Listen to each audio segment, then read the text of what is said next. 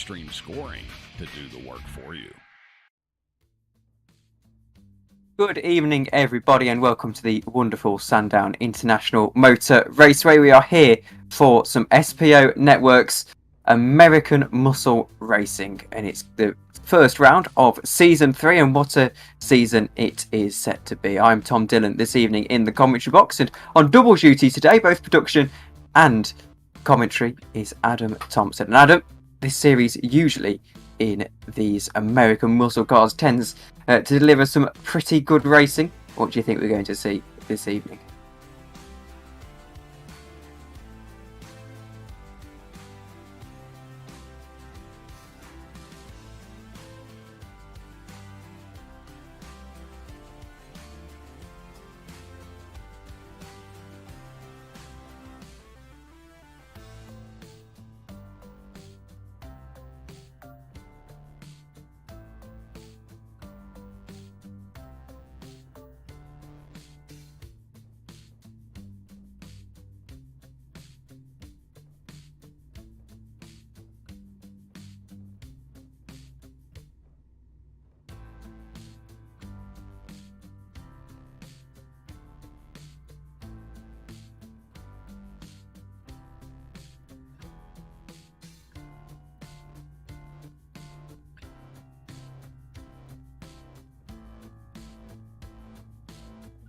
Of course, and they're proper American machines. Ford Mustangs probably got rather roaring engines and all of that, and as a British person it's probably against the spirit for me to be commentating on this, but anyway, they are wonderful machines, the Ford Mustangs, and we should see some incredible pack racing. It's probably going to be quite difficult for the drivers to actually pick out their braking points when they've got 3 or 4 cars ahead of them, but it's a 40-minute race for the Sandown 40, which is going to make it a battle of both strategy and raw speed, which I think is going to make it very interesting. Of course, they've only got 3 laps in the qualifying session to get onto the grid for that race, so that's going to be rather interesting as we see someone already getting it a little bit wrong in the pit lane, just showing how powerful these cars are and difficult they can be on throttle application.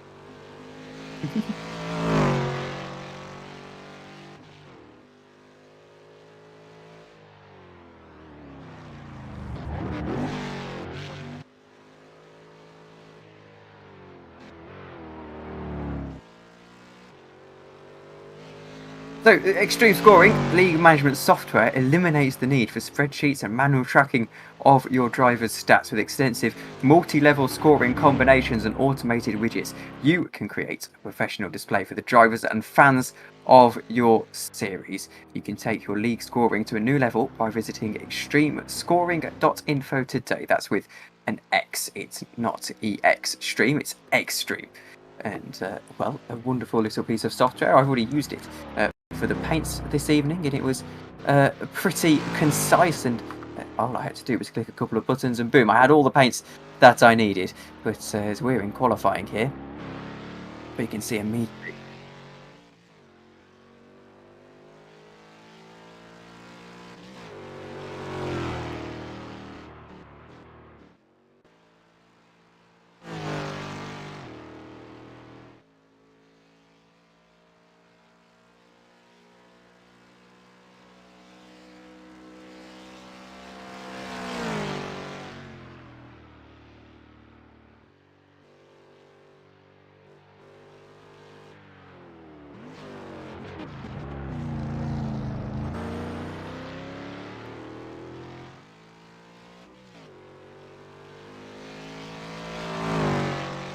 And these cars are quite high up. They've got a lot of suspension there, so you can really attack the curbs. They're not too dissimilar, I want to say, actually, in terms of look and feel to a V8 supercar or something like that, as we see coming down now, the straight hit, seeing if the pit straight, isn't it, as he comes down into turn 1. Let's take you on a lap on board of the track then from inside the helmet here, down into turn 1, braking into third gear. Just keep the car nice and dipped in, go all over the exit curb on the exit, and then just dip it into the curb for the chicane. Second gear, apply the throttle as early as possible, and then once again just keep the car nice and poised in second gear through the next corner, attacking every bit of curbing you can. Open the car up now a little bit for a slight kink, keep the car right to the left hand side, waiting for the bridge, and really going along quite nicely at the moment. Waiting for the next corner, a long straight, brake hard down into fourth gear, and then just keep the car on a knife edge. It's one of those traditional Australian tracks where they've got a lot of thin portions. They've got a lot of fast chicanes. You think of places like the Hidden Valley, very similar in characteristic to that, is he's still going along fairly nicely here, down into the final corner, heading down to set a lap time. What is it going to be in the Pro class? It's going to be pretty decent, I believe.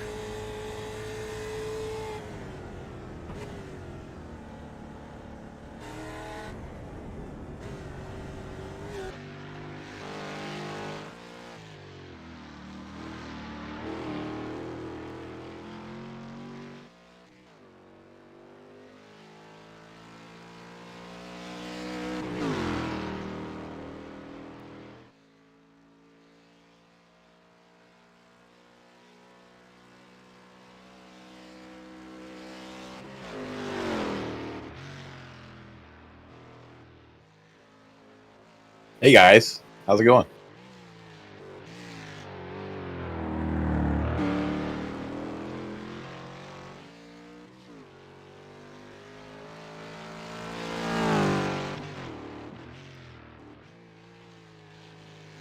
So we had 43 signups so far, which is way more than I expected, actually, since we added an entry fee this season. But yeah, 43, and I think we have like 36 or 38 registered so far for this race.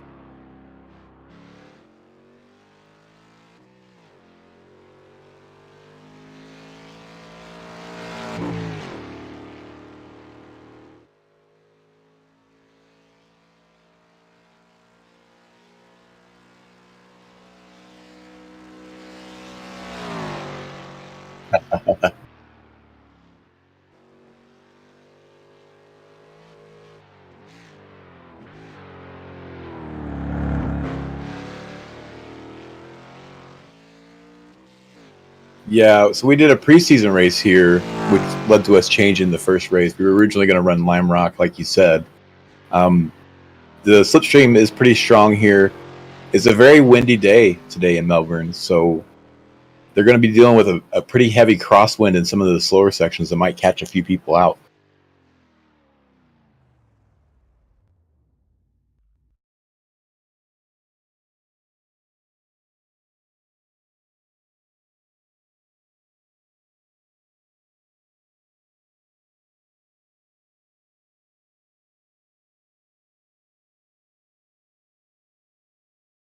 So Wayne Castile originally registered as a challenger, and during our preseason races, he was just setting the field on fire, so we made him go into the pro division. And you can see right now, I believe he's on top of the leaderboard by a healthy margin.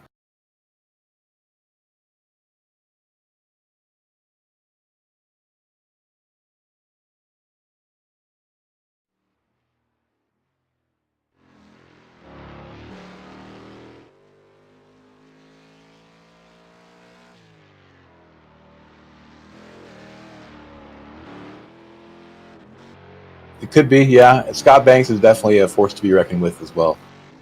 Tyler Shiflett's new to the league, but I know he's a pretty fast guy, so interested to see what he can pull out. In the Challenger, you guys got it in the wrong order there. Challenger's actually our second division. I'm expecting to see a pretty good fight between Jason Gata and Joe Stout.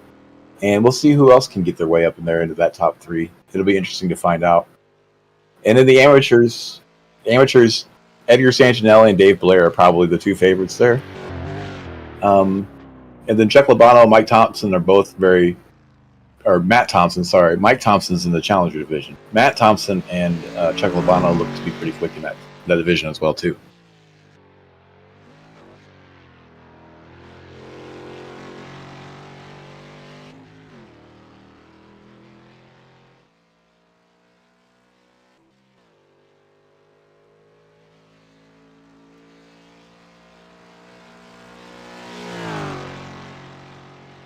Yeah, so me and Ishmael Rivera both keep an eye on the race, and then whenever we see an incident, I go in and investigate it and see if there's any penalties that need to be given out.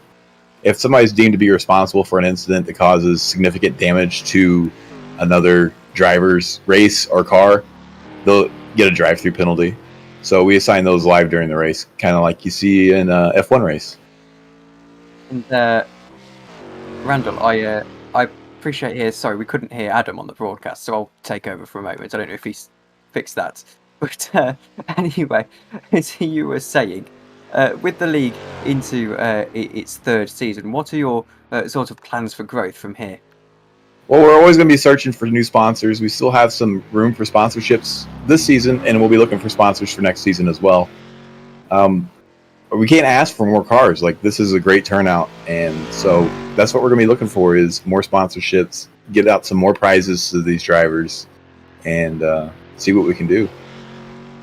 Well, wonderful. As we're getting into the back end of qualifying, I appreciate we should probably let you go after the pre-race chat. So thank you very much for joining us, and I hope this race and of course the rest of the season as well goes pretty swimmingly. Actually, yeah, buckle your seatbelts, guys. It's going to be pretty hectic out there. Actually, Randall, before we let you go, man, I do want to have a question for you. Right now, we've got a logo pulled up here on stream from Simpit, another one of the sponsors. Explain to me what they're doing for you this season.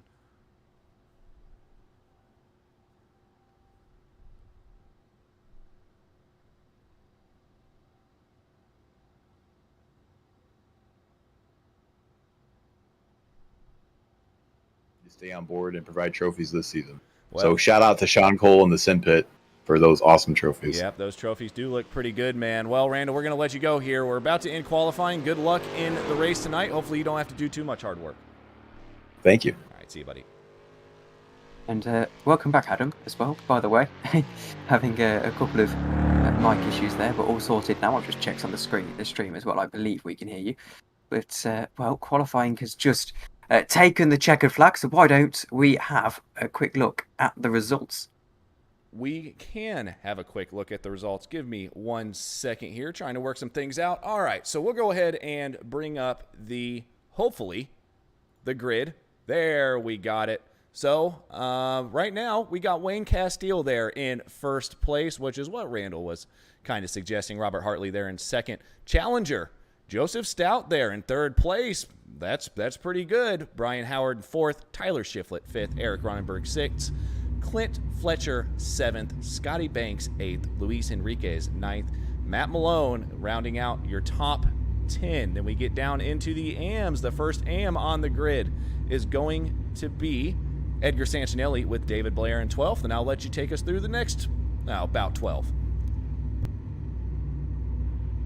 And so, on 12th position is Gota, then Thompson is in 14th. Matthew Kuzenda is in 15th position, with Jay Bast in 16th. Then it's Hodgson in 17th, Roger Clark in 18th, Puchik in 19th, and Phil Keck in 20th. David Clymer is in 21st, with David Stevenson or Stevenson, I should say, in 22nd. Kenny Meadows is in 23rd, with Roy Baker in 24th. Well, the next page. We got Matthew Thompson there in 25th, Chuck Labano 26th, Chris Schulthes, man, that is a tongue twister, Dustin Olis, Mike Nickham, Martin Bork, I think I got that right, Stephen Price, Tom Wendt, Jay Little, Scott Brooks, Brian Nagy, and Michael Key, all the way down there in 36th. And then we've got Eric Hardman rounding out the grid, Randall McGrew, and Mr. Rivera, the race controllers for tonight. So, yeah, here we go. This is a massive field that we have right now, Tom. It's a huge field, and it's going to be a rolling start as well. Though what I can tell, it won't be a full formation lap. They'll just be doing the final couple of corners. and it's going to be Wayne Castile who gets us underway. So the safety car has its lights off. He's going to pull into the pit, and it's going to be a race start, probably the second most important race start of the season, barring when you're fighting for championships as they round the chicane. It's Castile on the right in the purple, the number 2 alongside him, and it's going to be a very important race start as they roar down into that turn 1. And I just wonder what kind of racing, what kind of carnage we're going to get here. Some big heavy American muscle cars versus a rather thin and unassuming race circuit, which was first actually a horse racing circuit that was closed in the 1930s due to some rationing from the US government, and this racetrack actually built around a proposed horse racing circuit. But here we go then, in control of the pace is Castile, the leader, and we're going to get underway as the green flag flies here in Sandown International Park and down into turn 1. Castile absolutely flies away immediately into the lead as they run down to turn 1, and it appears that it's pretty line of stern. There's a challenge further back, but everyone's challenging right now, man. I don't know where to. This is insane. The fact that all of these drivers have made it through here so far. Right now, on board with Matt Malone, and they are still too wide. Oh no! As we say that, there is an absolute massive pile up there on the exit. Oh my goodness. We will go back and get a replay of that when we can. Oh, it's still going.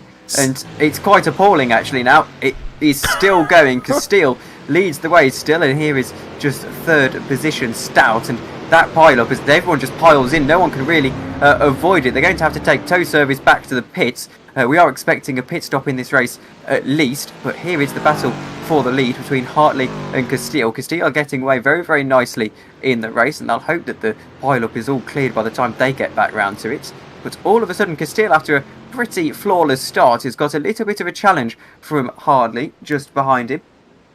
Yeah, this is going to be where it gets really interesting here for these drivers, because even though Castile clearly was the fastest driver in qualifying, outqualified Hartley by about 0.4 of a second, the problem is on this track, there is just so many opportunities for drafting. Castile really has to try to find a way to break that toe, which is very strong in these cars, probably all the way out to about 1.5 seconds.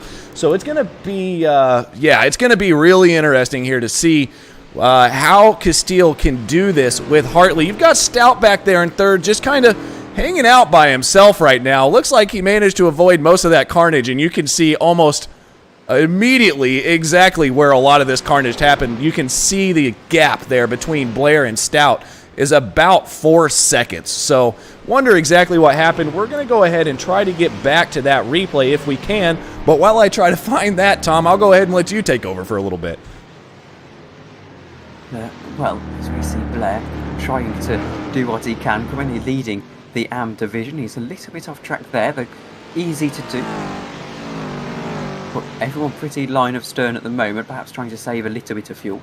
40% is the fuel tank limit, so we expect everyone to have to make a pit stop for fuel, which can add an extra little bit of a curveball into this race, let's say. All right, I think we may have found this replay. We'll see exactly what happened, hopefully, maybe. So here we go. This is Dustin Olis here. This is going into turn 1, so I don't think this is exactly where that started. It may have actually started a little further up on him. Going to try to find exactly where that was, but you can see everybody's already getting together, and that's before the big one even happens. As Dustin comes around this corner, we'll see if everyone's already piled up, and I think they are. So we'll have to take a look here. Maybe Stefan Price. See exactly what happened to Stefan. Was it the exact same thing? It was. Yeah, this one's going to be hard to find, so I may have to go try to find that one here just a little bit later. Unless this could be it. Luis Enriquez coming around the corner. Looks like he just gets chopped just a little bit, and there are the spinners just in front of him. So it could be Scotty Banks. We'll give it one more shot here, guys. Try to get this pulled up for you, and then we will go back and watch exactly what's going on here for the actual race itself. Scotty Banks already coming through. looks like that was Howard that just got loose, maybe got a little bit of tap by Shiflett, and now you can see the absolute carnage behind him. Everybody trying to get through. That looks like Henriquez is trying to get out of the way, and then everybody just piles into the back. And, well, it's just about what happens when you have very, very heavy cars heading into a corner that's not the widest at all. That's unfortunately what you get. But everyone back going now, and we've had a few retirements from the race, unsurprisingly, but I suppose the front runners still running pretty nicely. Castile and Hartley still together, and Hartley actually looks like he's got a slight little bit of damage on that front bumper. It doesn't look exactly straight unless my brain is playing tricks with the yellow colouring there. But he's just tucked in behind. He's not too far away at the moment. He's closer than he's been on pretty much any opportunity. That being said, got a little bit of flashing going on there. That could have been my internet connection, guys. I apologize about that. I'm trying to stream on Discord right now as well, so you guys may have a little bit of a buffering issue, but try to get through that the best we can. Still here on board with Wayne Castile at the moment, but Edgar Sancinelli back here is in a battle. You can see they are still pretty well lined to stern, Tom. Probably about 5th place back. There really isn't that much of an interval all the way back to Matt Malone there in 12th. Not a huge interval at all, and it's one of those things that it's just at this stage in the race you just want to keep the hammer down and not really perhaps attack too much. You can see there's a couple of packs, and if you start battling, you're going to find yourself losing touch with packs further back, and they kind of just want to relax, just go for it, really. Just stay with each other and stay line of stern. And I think that's what they're doing at the moment. But here we go. There's actually perhaps a little bit of a challenge as he weaves to break the slipstream. Yeah, that's David Blair up there trying to break just a little bit of slipstream there from Edgar Sancinelli. Right now on the left side of your screen, guys, you can see the Pro, the Challenger, in the AM class standings and their positions in each of their respective classes. So right now, Edgar Sancinelli is battling with Dave Blair there for first place, about 0.2 of a second off. Look at Gata, man, about 0.7 of a second off of Stout.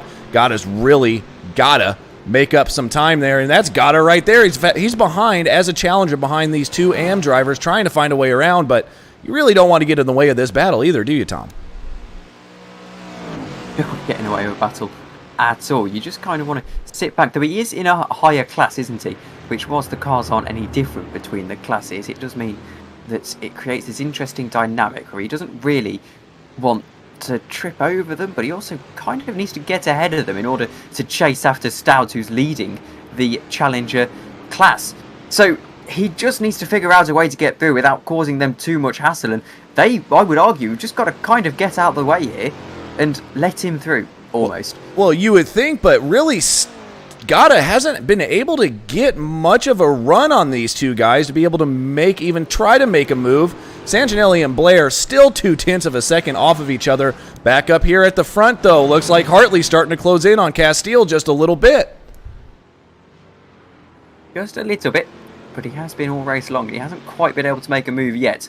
We know overtaking around this circuit is relatively difficult anyway, that these cars are absolute slipstream machines. They are huge, hungry machines, and that means that the slipstream tends to be quite good. I mean, it's a proper American car where aerodynamics isn't really something that's a concern here, as they head into turn 1 now, and still just tucked in behind is Hartley. And I think Hartley's doing this on purpose. I don't think he wants to make a move at this stage. No, I think you're about right. No, right now as Castile just touches the wall, you can see the damage there on the right side. Mustang, and that's going to give Hartley a chance to take the lead, and this is going to be a very opportune spot to do it. Got to be careful though, because this corner coming up isn't really what you would think it is.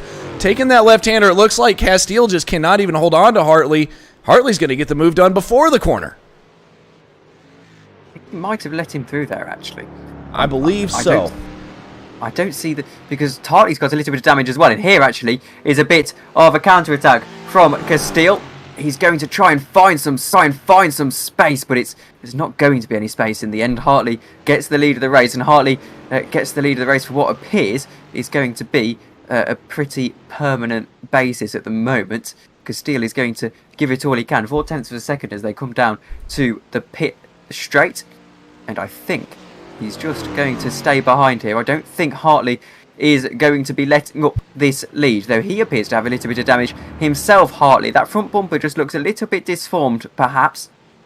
We're going to watch again here and see as they come through this section. They have been getting extremely close to the wall on the exit, going onto the back straight, and I wonder if he's going to do it again. Look at how close. They both do make it through there that time, but it appears as if that's maybe where they both got their damage.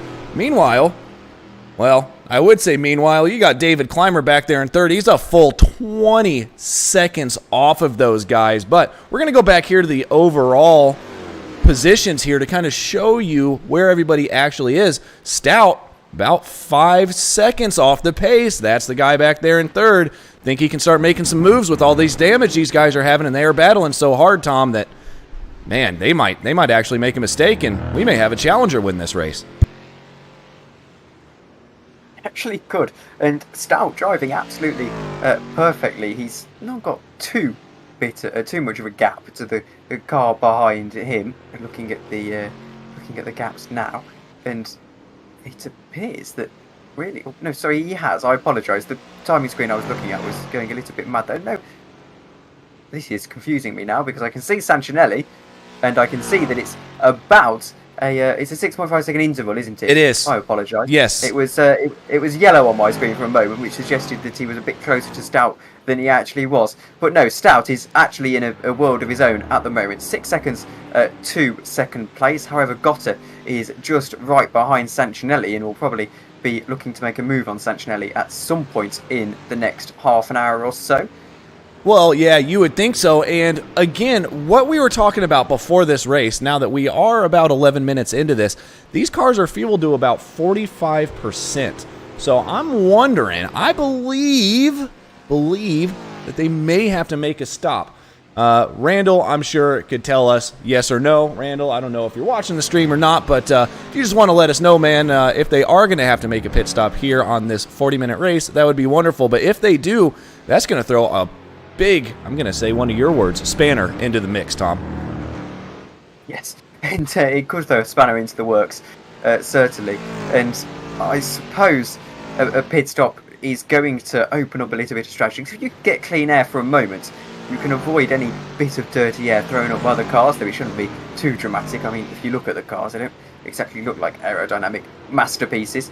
They are very American. I mean, they're American muscle cars, for crying out loud. Anyway, here is a move, and looking like a little bit of traffic with Matt Malone. Yeah, it's looking like Malone's actually going to make the move there on Clark. Clark just gets over to the left-hand side, and as Clark, is going to file back in, slot back in there behind Matt Malone, and Malone is up into 9th place overall. He's only third. He's third in class after that gigantic wreck. He's found his way back up into 9th position. A very good drive right now by Matt Malone. Up one's position from the start. Oh, as we say that, this is Commentator's curse coming out now. I'm just going to stop talking about people. Yes, indeed. And Matt Malone really driving fairly well after that wreck early on. He'd been hoping that he could be up with the other guys, but at the moment not quite materialising for him. Here is Clark, who's actually trying to make a move on Henriquez. He's just been passed by Henriquez, actually. So Clark has lost 2 positions in the last 2 laps. Henriquez has now gotten around him and is going to try to chase down Matt Malone, about 0.8 of a second off. And it looks like Clark's going to lose another position even. He's starting to fall back into the clutches there of David Clymer. And I can confirm now that we are expecting a pit stop. There should be a fuel stop, about 2.6 gallons. Now, I haven't got a clue what a gallon is, but anyway. Those are called freedom units, sarcastic. By the way. Yes, I'm being slightly sarcastic. But it's the first time I've actually ever seen a league use gallons over litres, but I suppose it's in the spirit of the American Muscle Series. I should say the SPO Network's American Muscle Series. Correct myself on that one. It's got a title sponsor now. Here is Clark, who's actually now got a little bit of a challenge behind from Clymer. 0.5 of a second is the gap, and you can see it on your screen how little that gap actually is.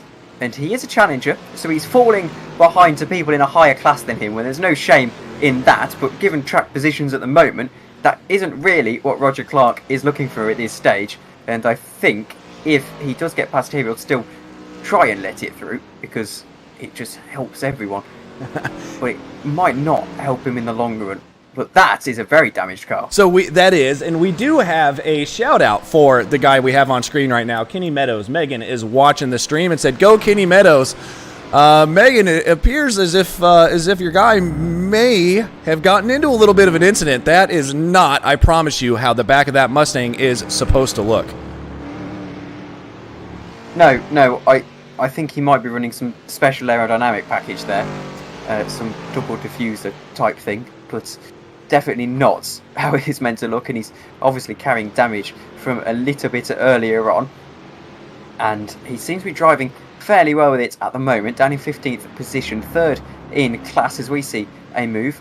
That is David Clymer on Roger Clark, has gotten past him, and Clark has lost another position. Again, he is a challenger, but he is starting to fall back into the clutches if he's not careful. Right now, he's got quite a bit of space. He's probably got about 15 or so seconds to the next challenger of Thompson, but he is just losing quite a bit of time, so hopefully there's nothing wrong with the car. It looks like he's able to at least stick with Clark, Clymer a little bit, and maybe hold on to that, but Stevenson back there in the AM class is starting to close in as well.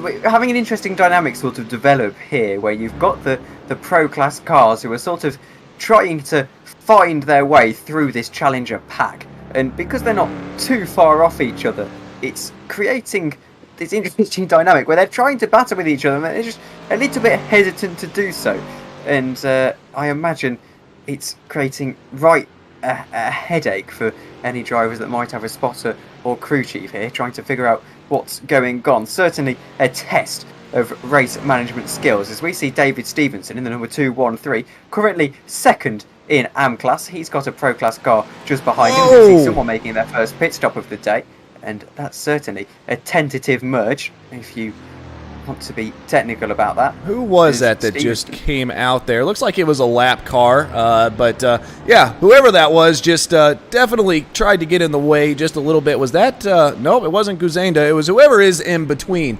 Guzenda and Stevenson, but nonetheless, yeah, that was a very interesting merge, but still, everyone got through there, and we're still on, but oh my goodness, I just think I may have missed a move, and I did. Hartley got around Castile, or Castile tried to make a move on Hartley and didn't quite make it work, and Hartley's still up ahead. Still leading this race after that mistake earlier on that gave him the lead of the race, and if he does go on to win here, as you can see, very, very wide from Castile. If he does go on to win here, it will be a hard-fought victory, but he's looking more comfortable in the lead of the race than Castile did. Castile always looks like he could get past, and in the end, of course, he did after hitting that wall that they've just gone past here. Hartley, however, is looking fairly comfortable. He's almost pulling away a little bit from Castile, excuse me, and well, just be waiting for the pit stop here. And I wonder, how does Castile play this? We're approaching half distance in this race, 17 minutes gone of the 40. Does Castile now think, actually, I've got to do an undercut here, I've got to find a way to pit and undercut, or does he feel that if he pits now, he's going to come out into traffic? There's not really a pocket of clean air on this circuit, so the undercut might not be as powerful as them just waiting for the overcut, in which case, who pits first? Yeah, I think you might be right there. It just really depends on pit strategy, honestly. I think an undercut could work. It just depends. I bet you Castile is probably saving quite a bit of fuel running around behind Robert Hartley, because he's been doing this for quite a few laps, and that could be a strategy as well. Save some. You don't have to put as much in when you come into your stop. And that could save you a good couple of seconds, in fairness.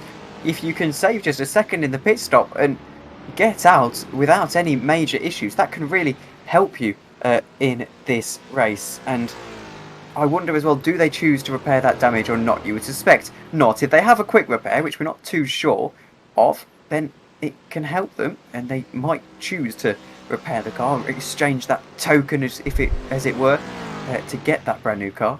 But I'm not too sure. It's all a question of the strategy, and they'll have this worked out before the race. And I wonder, Randall, as we have a little bit of a break and wait for the pit stops, is it time for another sponsor read, perhaps? Yeah, we absolutely do. SPO, I guess we could talk about them, right, considering they're the title sponsor. They are actively exploring potential acquisitions and opportunities in diversified industries, including solid waste, scrap metal, recycling, and demolition with special waste remediation. Additionally, SPO maintains the belief that patients and customers have a right to high-quality, economical, and clinically validated cannabis products. Towards this, SPO aims at medical and recreational cannabis and genetic seed operations with the expectation of rapid expansion in the cannabis industry. Well, I can tell you right now, with the way that at least it is over here in America, that I think everybody's going to be wanting some of that eventually. So really great to see SPO doing what they're doing, and hopefully it works out for them. And we are very happy to have them on board as a title sponsor here at SPO Networks American Muscle Series. I'm going to have to get used to that one. I'm going to have to get used to that one. And well, I can tell you that they don't have quick repairs here, so Hartley is going to have to carry that damage as far as he can into this race, and it doesn't look to be getting too in the way at the moment. And it's a similar story for Castile, who we imagine has a little bit of damage. And my eyes aren't deceiving me, are they? That definitely looks like a damaged Ford Mustang. Oh, yeah. No, both of those are damaged Ford Mustangs, and it looks as if Castile's may be quite a bit more damage there, especially on the right-hand side than Hartley's is. But with Castile being able to ride around behind Hartley, he's taken a lot of that draft, that slipstream, which I think is going to keep him in position.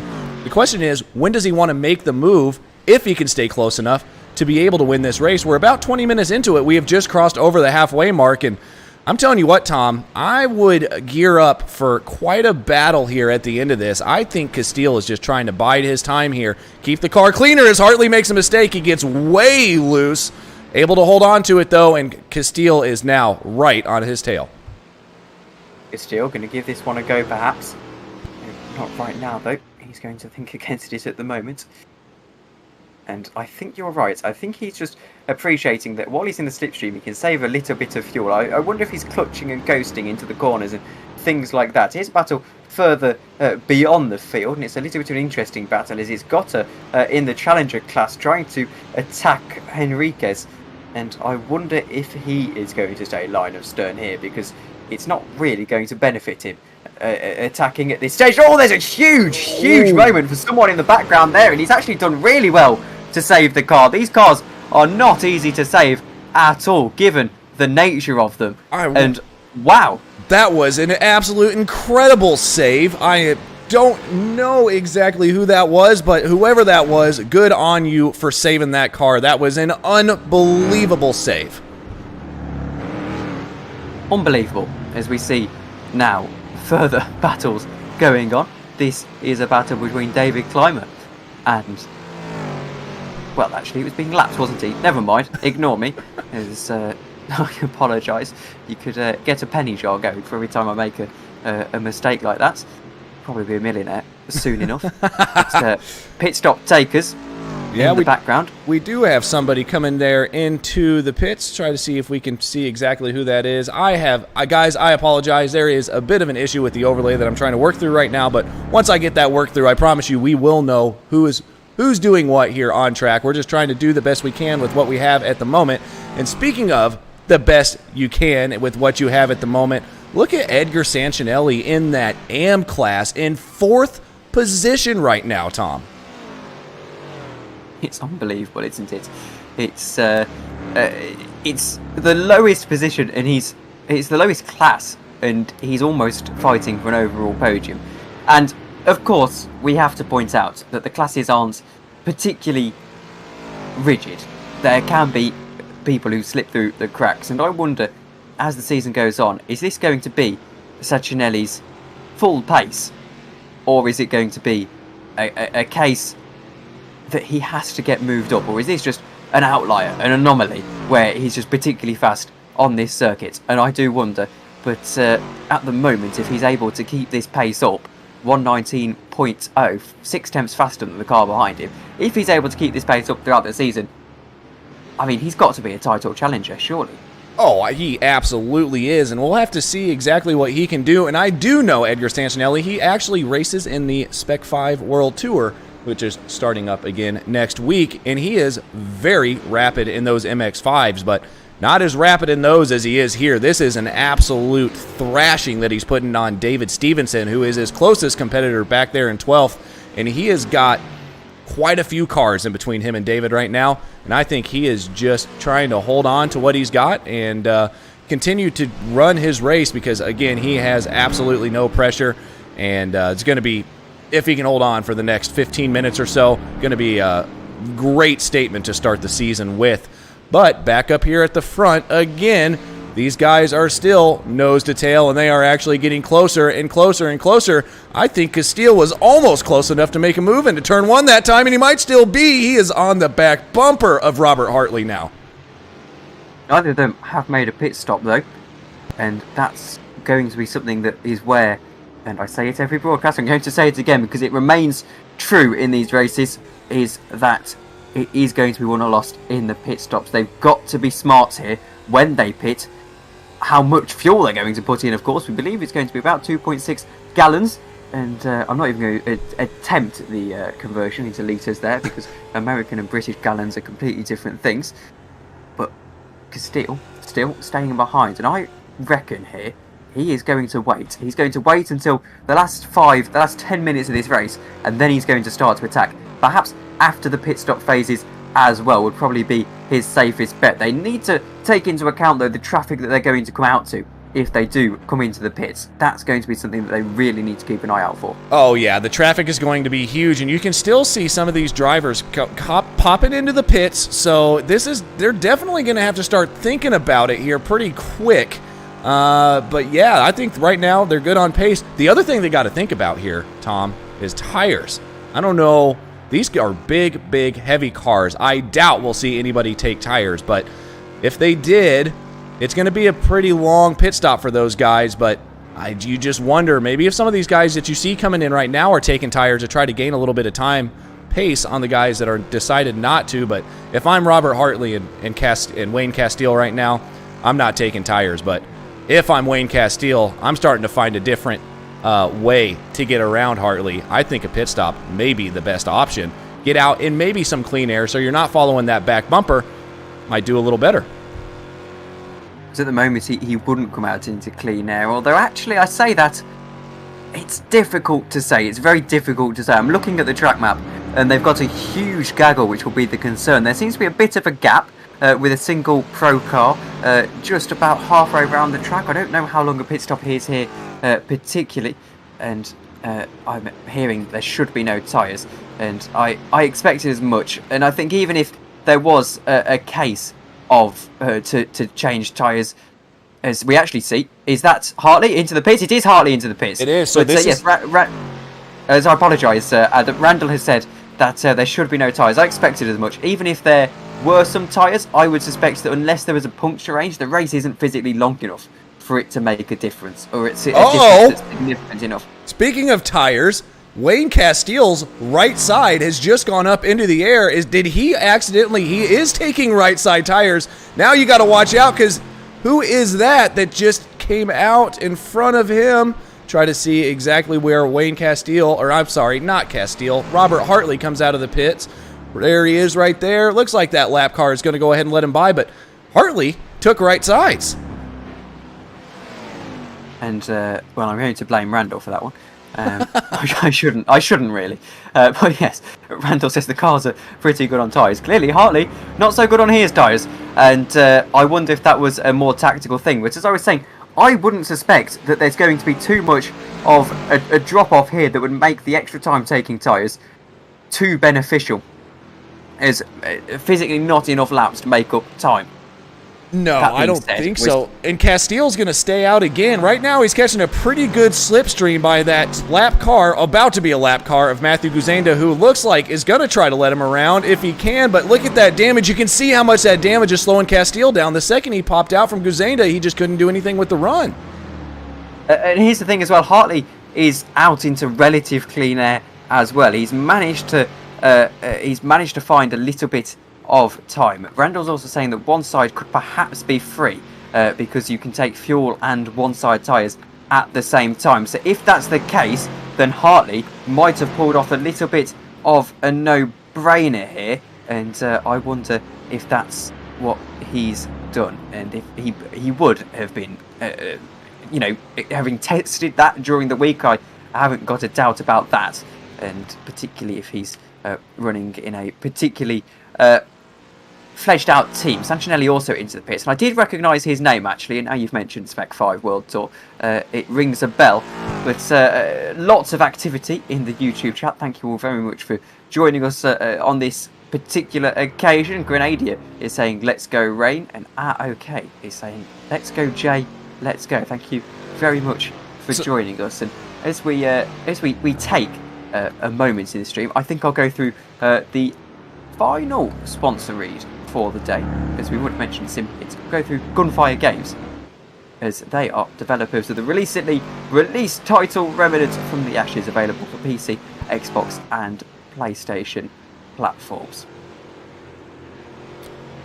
Now, there is a driver in this league that is also one of the owners of Gunfire Games. Maybe Randall could get us that driver if he wants to even be shouted out. If not, I'm just going to go ahead and move on like I didn't say anything, but we did have that shout out for Jay, and right now we are on the on Jay Bast right now, doing a great job, 3rd overall, 2nd in class in that challenger class. But the problem is Jason Stout is a full, really quite a long way ahead, about 6 seconds, but I think Jay could probably make that up, but he's really got to start going now.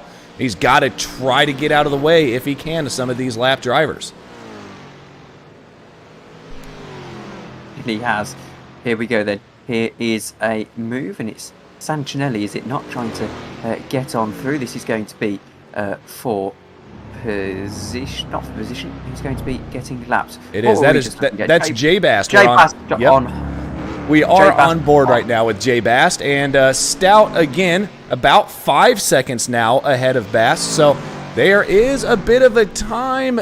That time is coming down slowly, down to 4.8, 4.7. We'll have to see. This could be a challenge. Haha, see what I did there? I'm doing good tonight with these. Could be a challenge for the Challenger class for the win at the end of this race if Jay can stay on it, and just maybe hope Stout makes a little bit of a mistake. But you can see Jay Bast back there still has about 2 cars to get by before he can really start chasing down Joseph Stout. Certainly, but we're currently looking at when Castile's going to come into the pits. He's got to take a pit stop, surely. He's got 9 minutes to go. He's got 9 minutes to go. We're expecting a pit stop, surely, with 40% tank. And if he's managed to save that much, if we see Wayne Castile in the slipstream of some backmarker traffic, he's going to get on through. Traffic being a huge factor in this race. And if you actually look at the track map, it looks a little bit like a mini Le Mans if you really squint. And it's not actually at all a characteristic like Le Mans. But he's staying out. And surely Wayne Castile is going to have to come into the pits. Yeah, this is really an impressive run by Wayne Castile. And kind of see here, Robert Hartley now still there in 4th. You can see the interval there. Add up those intervals. He's about 30 seconds behind Wayne Castile. So, oh my goodness, as he's trying to get around that lap car. Who is that lapper there? Of course, can't see it right now, but finally makes his way through, but maybe not without a little bit of contact, but able to make his way, and see how much time that lost him. Not really that much. About 31 seconds is the gap now instead of 30, but Wayne, back up here in the front, has a bit of clean air. I would say you got clean air. You're running a pretty good lap right now. He's got to pit this lap, doesn't he, Tom? Has to. Surely, unless he's managed to save enough fuel, which 2.6 gallons, I'm going to be completely honest with you, I'm not going to pretend to know what 2.6 gallons is in the context of something more readable to myself, like litres.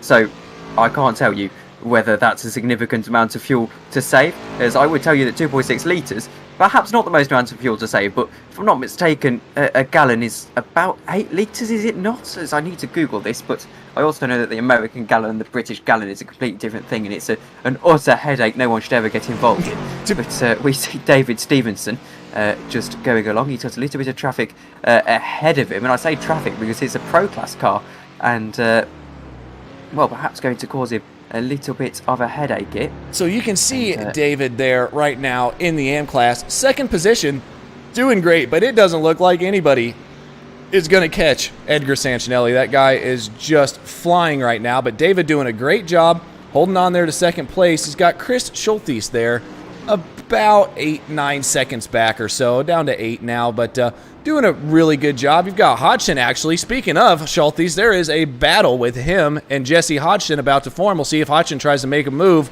going down the back straight. He's certainly going to think about it, and for context to my fellow Europeans, a US liquid gallon is about 2 US liquid gallons is 7.5 litres. Here we go. Here's the move then from Jesse Hodgson down into a corner where really a chicane that you shouldn't be making a move at all, but he's going to get the move, and it's going to be on an AM car, so perhaps not the most incredible move of his life, but he's through, and that's the important thing. That is a step in the right direction, even though time is waning. Yeah, absolutely. But again, it's okay. He's doing what he can, just trying to hold on to it right now. I think Hodgson, really, the next car up the road is Stevenson, and he's about 7 seconds up, 8 seconds actually up the road. But back here to Guzenda, looks like he's about to mount a bit of a challenge here on Roger Clark. You can see 2 cars actually in front of him, and that's Phil Keck and Roger Clark. And just a little further up the road there, looks like David Clymer as well. So he's going to be able to maybe try to make up some overall positions. But again, it's Jason Gata who he's trying to chase down, and he is way up there at the moment. But he is going to round out the final podium position for the Challenger class. Top 3 right now, you've got Castile. Oh my goodness, we missed it. Castile did finally come into the pits, and we missed it. That, yes. And he has made the move on Hartley. He has, and now there's got to be a challenge from Hartley. Wayne Castile has got the pressure tyres. He must have taken tyres, I'm sure, because I don't see how he'd be ahead if not, and staying ahead, as Hartley would have much fresher tyres and be able to breeze by. But now there's a mistake from Wayne Castile, and Hartley is going to be able a little bit of a look in to try and get through. Has he got the speed? He hasn't quite got the speed, but he's going to switch to the inside and try and make the move, and he's just agonisingly too far back. About 37 minutes gone into this race. There should be 2 laps, and they'll maybe squeeze in a third. Here we go then. This is going to be pretty big when it comes to this race. I mean, yeah. Let's do it. Uh-oh. Evening / afternoon / that was a bit interesting. We just got pulled up into the main booth, it looks like, but at the moment, we are still, sorry about that, guys. We're back. Castile is still trying to hold off Hartley. 37.22 out of 40. Their average lap times right now, probably about 1:18-ish. So they're going to be able to get a couple more laps in, but it looks like Hartley's not going to be waiting around. Castile went defensive. He's down on the left side. That's going to give him the inside line through turn 6. But the problem is, it will turn into the outside line eventually, but a bunch of left-hand corners coming up. You can see just how hard Castile's trying to hold on to this. He's holding on a little bit too hard. That might be a slowdown for Castile. They are still side by side. This is coming through turn 9. They're going to come up into 10. They're going to come up into 11 now, and Castile holds on for it for now, but this battle is raging. And, well, I don't want to be too pushy, but I can't see the battle at the moment, so I will. If you could help me out on that one, then normal programming can resume. Yeah, I can go ahead and change that for you. My apologies. We got drug into a different Discord room there, kind of messed things up just a little bit. We will get this back up because, man, you have got to see this. This is getting extremely close. But, yeah, Hartley still back there behind Castile. Stout just kind of holding on there. First in class, but doing really not a bad job. Not a bad job at the moment, but yeah, we're just trying to hold on here and See, we got Stout back there in third, Jay Bast in fourth, Edgar Sancinelli in fifth, but first in class. That is, I think, going to be your winner for the M class, unless we see an absolutely... Oh! See, I'm done. I'm done, Tom. I'm done talking. It's all you.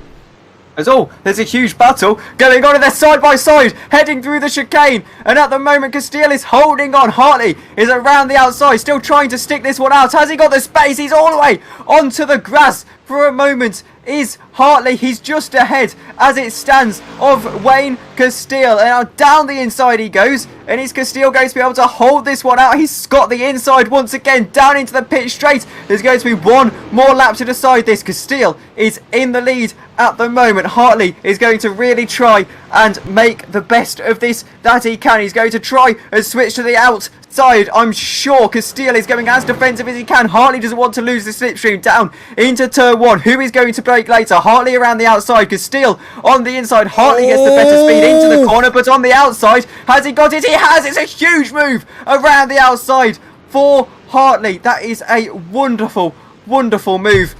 But watch out, Castile still has a chance. He's got to try to hold on to it, though, and he just gets extremely wide through turn four, but able to hold on to it, but that may have just given Hartley the win. It could have given Hartley the win, but at the moment, there is still a little bit of hope left for Wayne Castile, who can perhaps dive one somewhere. This might have been his last overtaking opportunity. Hartley has fought this one so hard. We know he took tyres at the pit stop. We assume Castile did too as they head through the chicane for the final time. This looks like it might just about be Hartley's race won. Castile makes another mistake onto the grass. That's going to be an off track and an incident point for him as well. Hartley is going to come through though, and surely Hartley is going to win this one. He's just got a couple of corners to navigate now. Oh no, Castile goes way wide. Is he going to catch the wall? He just avoids the wall, but it's going to be Robert Hartley's day as he crosses the line with a spectacular move down at turn one, wins the race. Castile finishes second after leading a good portion of this race, and it's going to be Stout who wins in the Challenger class. You got Stout coming around right now, and look who's coming home in second. Jay Bass. Got some people rooting for him there in the chat. Jay Bass going to take a very, very nice fourth position overall, second in class. And then Edgar Sancinelli, we see him coming around the corner right now. Absolutely the class of his field today. Did an absolutely wonderful job. Matt Malone coming across the line to finish right now in sixth with Luis Enriquez back there in seventh. Jason Gata coming home in eighth with David Clymer in ninth. And now we've got a bit of a battle there between Clymer and Keck, but it looks like Clymer's going to be able to just hold on to that one. And, well, a spectacular finish to this race, and I've just about lost my voice and probably secured a noise complaint from the neighbours as well. So I'll be sending you the invoice for that fine, Adam, after this. Yeah, not a problem. It's totally worth it. If we have races like this every week, I would be totally okay with that. We've got the rest of the drivers coming across the line, and once they do, we will go ahead and get up the official results right now. But you can see they are spread pretty far across and around the field right now. Matthew Thompson looks like he's going to be the next one to cross the line here.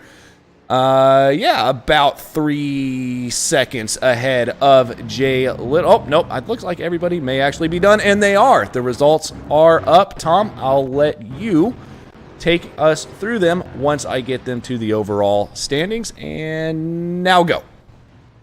Well, breathe for a moment, everyone, as Robert Hartley has won the race. Wayne Castile finishes in second position. In the end, he just threw a little bit too much at it in the final couple of corners, and it unfortunately probably cost him a real shot at winning this race, but he drove superbly regardless, and it was probably beaten by the better man on the day. Joseph Stout wins in Challenger, finishes third overall, and then it's Jay Bast in fourth position and second in Challenger.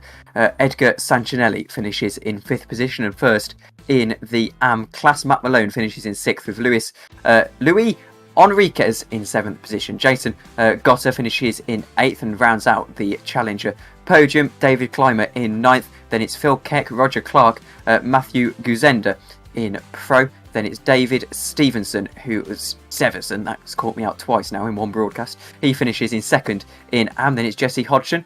Chris Schulteithus finishes in 15th position and 3rd in AM class. Then it's Mike Nickham in 16th. Matthew Thompson finishes 17th, with Jay Little in 18th. Wow, this is a monster field. It is. We've got. I'll take over from there. We got Scott Brooks in 19th with Dustin Olis in 20th. Scotty Banks 21st. Tom Wint 22nd. Michael Key 23rd.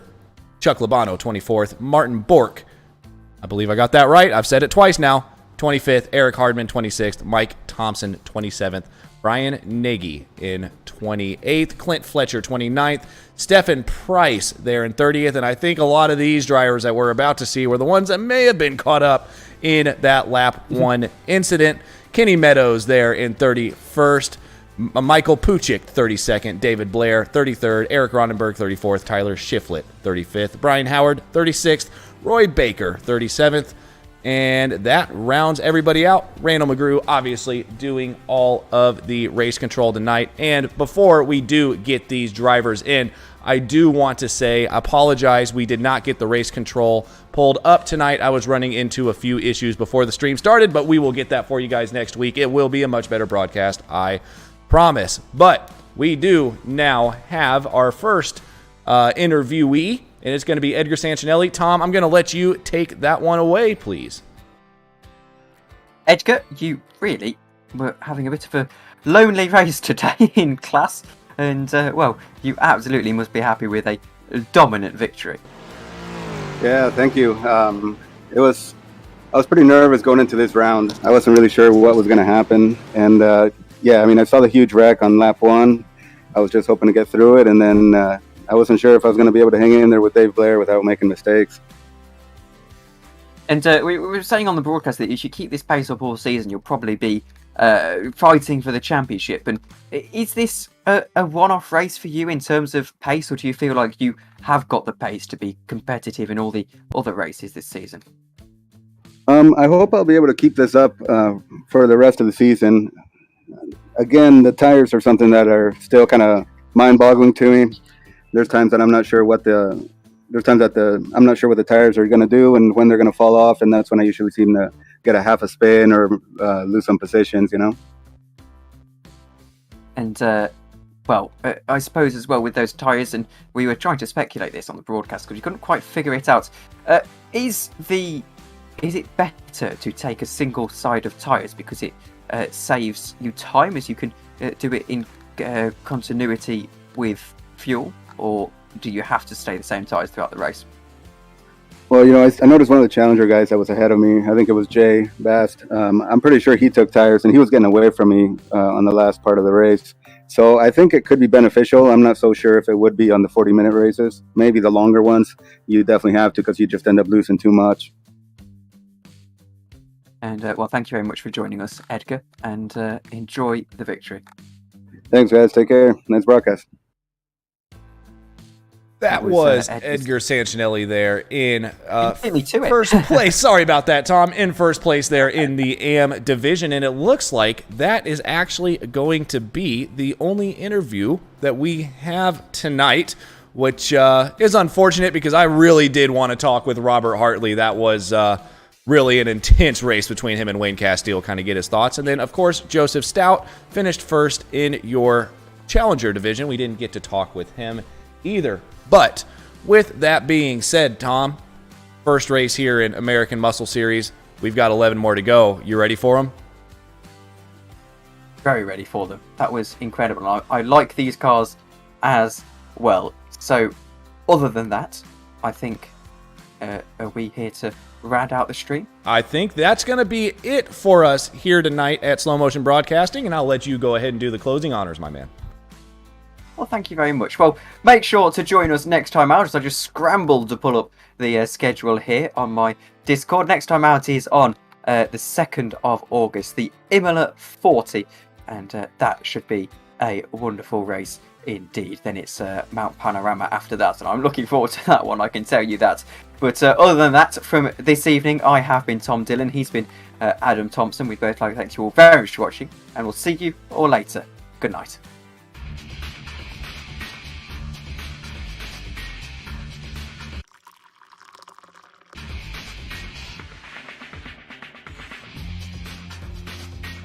Xtreme Scoring to do the work for you.